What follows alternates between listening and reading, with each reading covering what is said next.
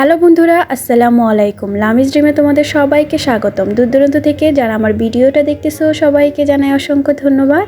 আশা করি তোমরা সবাই ভালো আছো। আল্লাহর রহমতে আমরাও ভালো আছি। আর এই যে দেখো, আজকে নিয়ে আসলাম ছোটোখাটো একটা কাজ নিয়ে, কিন্তু কাজটা খুবই সুন্দর, ফ্লাওয়ার ডিজাইনটা।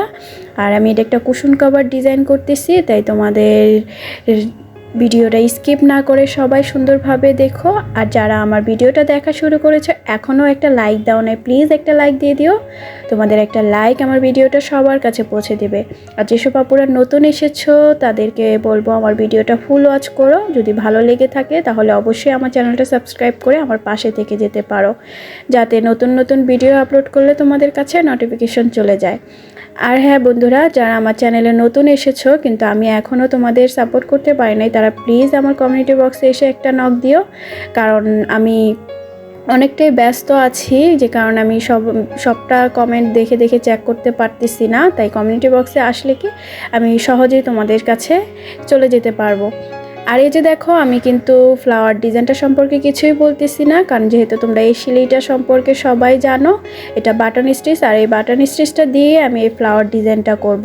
ফার্স্টেই দেখেছো আমি নীল কালার সুতা দিয়ে করে নিয়েছি। এখন আবার একটু নীলের থেকে হালকা একটা ট্রে কালার যে সুতাটা, সেই সুতা দিয়ে আবার একই স্টিচ দিয়ে করে যাব।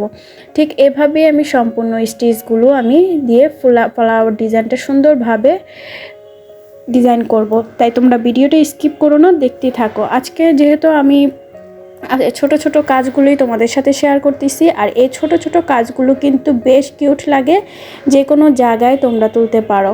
আর এটা কুশন কভারে তুললে কিন্তু বেশ ভালো লাগে, এরকম ছোপনা ছোপনা করে যদি কুশন কভারে তোলো খুব ভালো লাগবে। তাই তোমরা ভিডিওটা স্কিপ করো না, দেখতে থাকো আমার শিলিগুলো, আর আমাকে একটু সাপোর্ট করো। সবাই ভালো থেকো। আমি যেহেতু ভয়েস দিতেও আমার সমস্যা হচ্ছে, কারণ আমি খুবই ব্যস্ততার মধ্যে তোমাদের সাথে একটু কমিউনিকেট করার চেষ্টা করতেছি আর কি। যাই হোক, ব্যস্ত থাকলেও না চাইলেও ভিডিও দিতে হয় ইউটিউবে, কিছু করার নাই। যারা এটা কাজ করে এই জিনিস নিয়ে তারাই জানে ইউটিউবের সম্পর্কে।